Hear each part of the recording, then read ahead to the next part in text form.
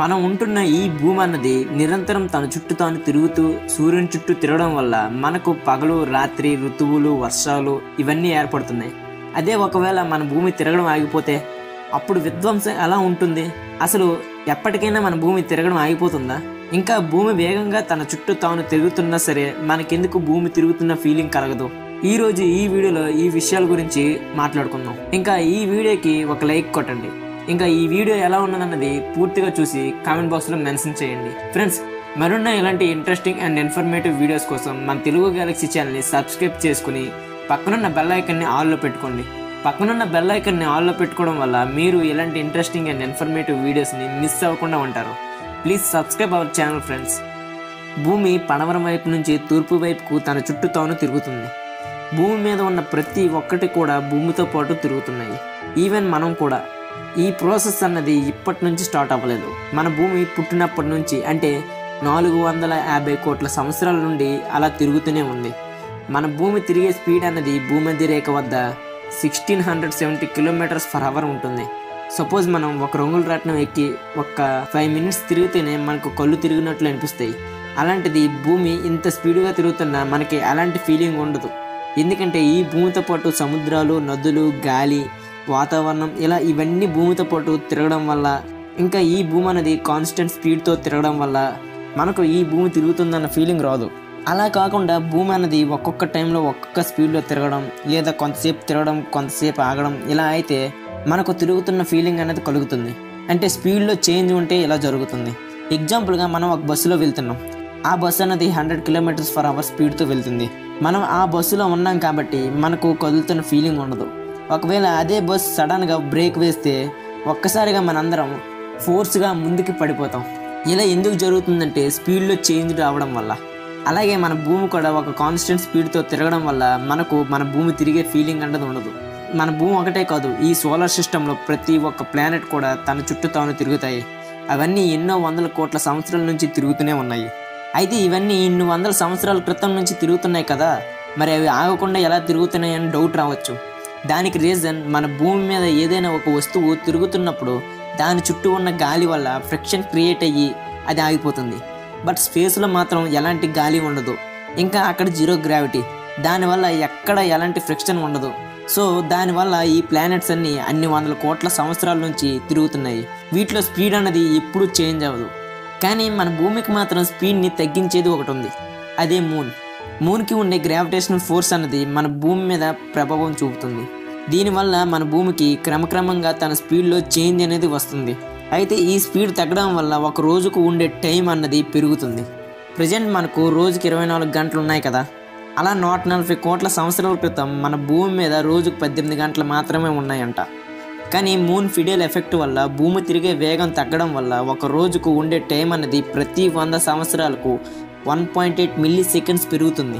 అలా మరో 14 కోట్ల సంవత్సరాలు గడిచేసరికి మన భూమి మీద రోజుకు 25 గంటలు ఉంటాయి. ఇంకా 50 బిలియన్ ఇయర్స్ తరువాత అయితే మన భూమి మీద ఒక రోజుకు 1000 గంటలు ఉంటాయని సైంటిస్టుల అంచనా.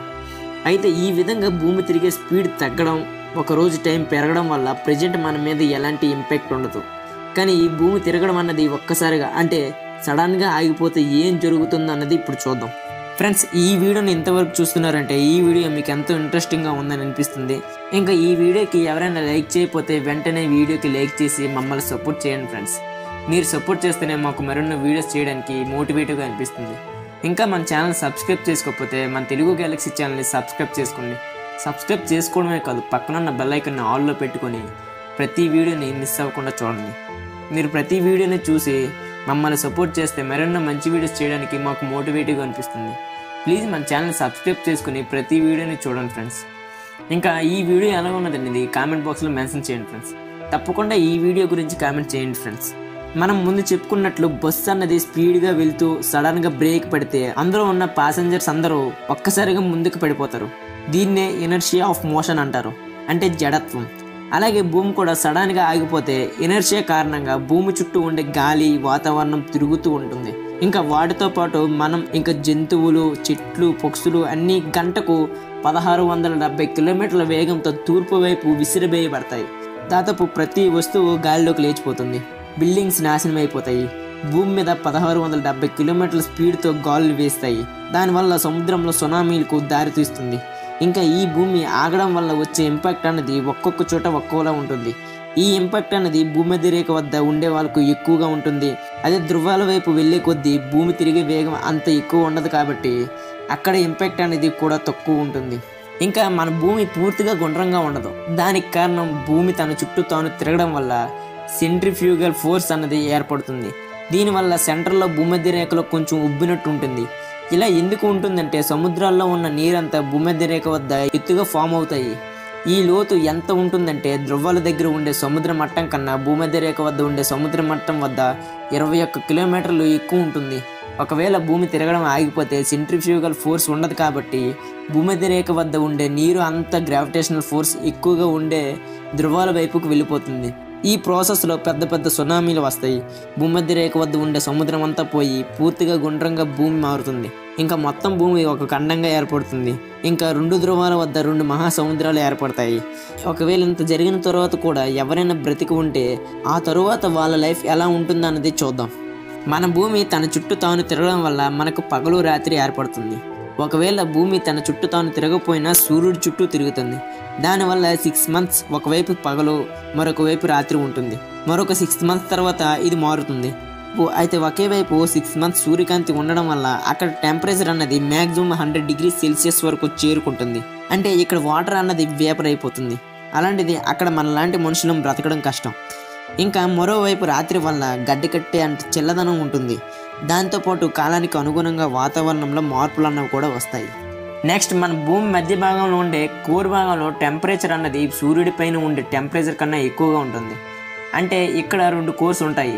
అవి ఇన్నర్ కోర్, అవుటర్ కోర్. ఈ అవుటర్ కోర్లో ఐరన్ అన్నది లిక్విడ్లో బాయిల్ అవుతూ ఉంటుంది. మన భూమి తిరుగుతున్నప్పుడు లోపల ఉండే సాలిడ్ ఇన్నర్ కోర్ తిరిగే స్పీడ్, లిక్విడ్ అవుటర్ కోర్ తిరిగే స్పీడ్ అన్నది వేరువేరుగా ఉంటాయి. ఆ స్పీడ్లో ఉండే తేడా వల్ల ఎలక్ట్రిక్ కరెంట్స్ ప్రొడ్యూస్ అయ్యి వాటి వల్ల జియో మ్యాగ్నెటిక్ ఫీల్డ్ అన్నది క్రియేట్ అవుతుంది. ఈ భూమి ఇంకా మనం క్షేమంగా ఉన్నామంటే దానికి కారణం ఈ ఎలక్ట్రిక్ మ్యాగ్నెటిక్ ఫీల్డ్. ఎందుకంటే సూర్యుడి నుంచి వచ్చే చాలా డేంజరస్ అయిన solar winds, corona, mass ejections, ఇంకా స్పేస్ నుంచి cosmic radiations, highly charged particles అన్నవి మన భూమి మీదకు వస్తాయి. ఒకవేళ అవి మన భూమి మీదకు డైరెక్ట్గా వచ్చేస్తే దానివల్ల భూమి మీద ఉన్న సముద్రాల్లో, నదుల్లో ఉన్న వాటర్ అంతా వేపర్ అయిపోతుంది. ఇంకా భూమి మీద ఏమీ ఉండదు. వీటి వల్ల చాలా నష్టాలు జరుగుతాయి. వీటి నుంచి ఈ జియో మ్యాగ్నెటిక్ ఫీల్డ్ అన్నది మనల్ని కాపాడుతుంది. అయితే ఒకవేళ ఈ భూమి తిరగడం ఆగిపోతే ఇన్నర్ కోర్, అవుటర్ కోర్ కూడా తిరగడం ఆగిపోతాయి. దానివల్ల జియో మ్యాగ్నెటిక్ ఫీల్డ్ ఏర్పడదు. అప్పుడు డైరెక్ట్గా సోలార్ విండ్స్, కాస్మిక్ రేడియేషన్స్ మన భూమిని తాకుతాయి. దీనివల్ల మన భూమి ఎఫెక్ట్ అయ్యి మన భూమి నాశనం అయిపోతుంది. ఇది ఫ్రెండ్స్ ఈ వీడియోకి ఇంతే ఫ్రెండ్స్. ఈ వీడియోని ఇంతవరకు చూసినందుకు ధన్యవాదములు. ఇంకా ఈ వీడియోకి లైక్ చేయకపోతే వెంటనే ఈ వీడియోని లైక్ చేసి మమ్మల్ని సపోర్ట్ చేయండి ఫ్రెండ్స్. ఇంకా ఈ వీడియో ఎలా ఉన్నదన్నది కామెంట్ బాక్స్లో తప్పకుండా మెన్షన్ చేయండి ఫ్రెండ్స్. ఇంకా మన ఛానల్ని సబ్స్క్రైబ్ చేసుకోకపోతే వెంటనే సబ్స్క్రైబ్ చేసుకొని పక్కనున్న బెల్ ఐకాన్ని ఆల్లో పెట్టుకోండి ఫ్రెండ్స్.